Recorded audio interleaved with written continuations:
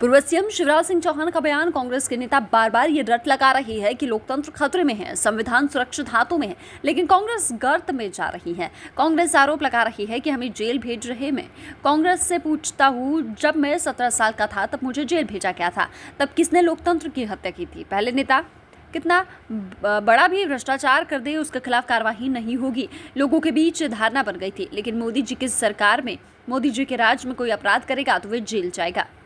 राहुल गांधी जी अजीबोगरीब बयान दे रहे हैं। राहुल गांधी कह रहे कि यदि बीजेपी आई तो देश जल जाएगा। राहुल गांधी को बताना चाहिए कि क्या कांग्रेस देश को जलाएंगे? बीजेपी रिपोर्ट कार्ड और रोड मैप को लेकर जनता के बीच जा रही है। लाडली बहना योजना की राशि पर बोले, आज फिर लाडली बहनों के खाते में पैसे आएंगे। ऐसी योजनाएं हमेशा चलती रहनी चाहिए। कांग्रेस की मैनिफेस्टो की बैठक पर बोले, उनके वादे झूठे हैं, वो कभी कोई वादा पूरा नहीं करते। हम जनता से उनके सुझाव ले रहे हैं, उनको अपने मैनिफेस्टो में जाएंगे। जीतू पटवारी पता नहीं कैसा जादू करते हैं कि सब कांग्रेस से गायब हो जाते हैं। नीति नेता और नियत कुछ नहीं है इनके पास।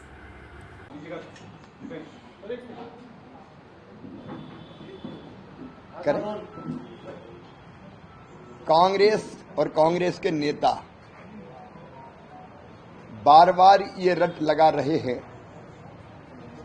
कि लोकतंत्र खतरे में है, संविधान खतरे में है। खतरे में लोकतंत्र नहीं है, संविधान सुरक्षित हाथों में है। खतरे में अगर कोई है तो कांग्रेस है, कांग्रेस खतरे में है। कांग्रेस गर्त में जा रही है। ये बार बार बात करते हैं, जेल भेज रहे हैं। आज मैं सवाल पूछना चाहता हूं, कांग्रेस को जवाब देना पड़ेगा। मेरी उम्र थी 17 साल, 11वीं में पढ़ता था मैं, मुझे जेल भेजा गया था इमरजेंसी में।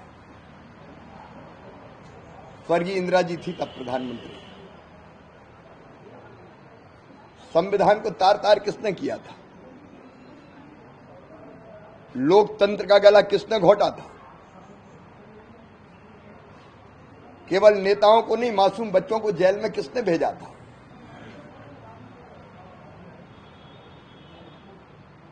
आज एक बात साफ है, पहले यह धारणा रही होगी कि नेता कोई कितना बड़ा भी अपराध कर दे, भ्रष्टाचार कितना ही कर ले, उसके खिलाफ कोई कार्रवाई नहीं होगी। धारणा बन गई थी जनता की। लेकिन ये भारतीय जनता पार्टी का शासन है, प्रधानमंत्री श्री नरेंद्र मोदी जी है। अगर कोई गलत काम करेगा तो जेल जाएगा। कांग्रेस ने तो निरपराधों को जेल भेजा था।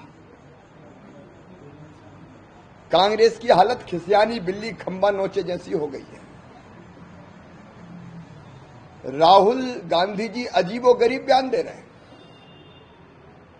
बीजेपी अगर जीती तो देश में आग लग जाएगी।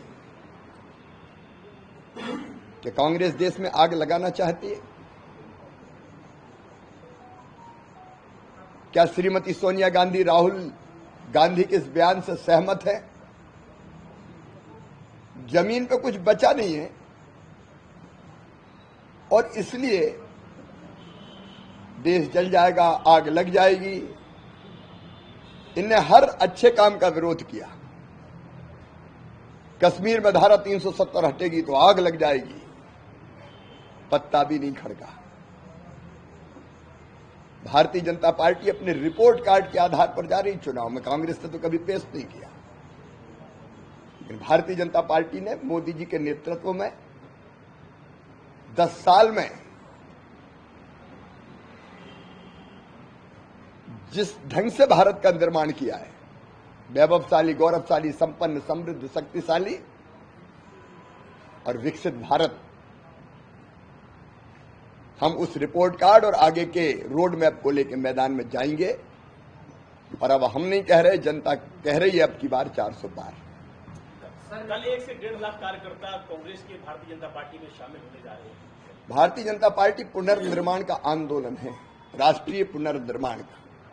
देश को बनाने का, जनता के कल्याण का।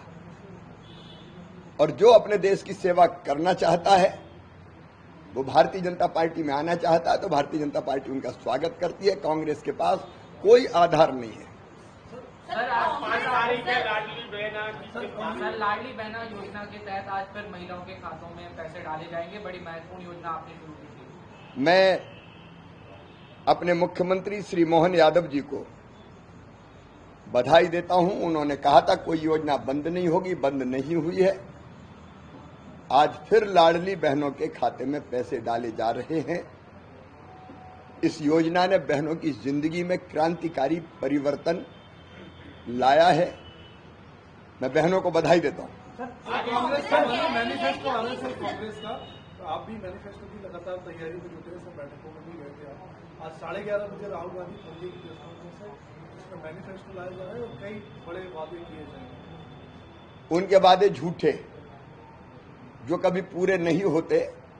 भारतीय जनता पार्टी दोनों चीज, एक तरफ जो काम हमने किए हैं वो, और दूसरी तरफ विकसित भारत का रोड मैप लेके हम जनता के बीच में जाएंगे। मैनिफेस्टो पर काफी काम हो रहा है और खुशी की बात यह, प्रधानमंत्री जी ने अपील की लोगों से कि सुझाव दें। हमारे पास हजारों सुझाव आए हैं, उनका अध्ययन हो रहा है और जल्दी सुविचारित, और केवल सुविचारित मैनिफेस्टो नहीं होगा, उसको जमीन पर उतारने का विस्तृत रोड मैप के साथ हम जनता के बीच में जाएंगे। इंडिया उमंग सिंघार कांग्रेस की सभाओं चुनाव का समय है। उमंग सिंघार गायब हैं, अकेले जीतू पटवारी घूम रहे हैं, कहीं अरुण यादव जाते हैं, कहीं विजिट करते हैं। एक उमंग सिंघार और हेमंत कटारे नजर ही नहीं। अब पता नहीं जीतू भाई कैसा जादू करते हैं कि लोग गायब हो जाते हैं। छिंदवाड़ा वाले भी गायब होते होते रह गए। कांग्रेस में कौन बचेगा इसका कोई ठिकाना मुझे लगता नहीं है।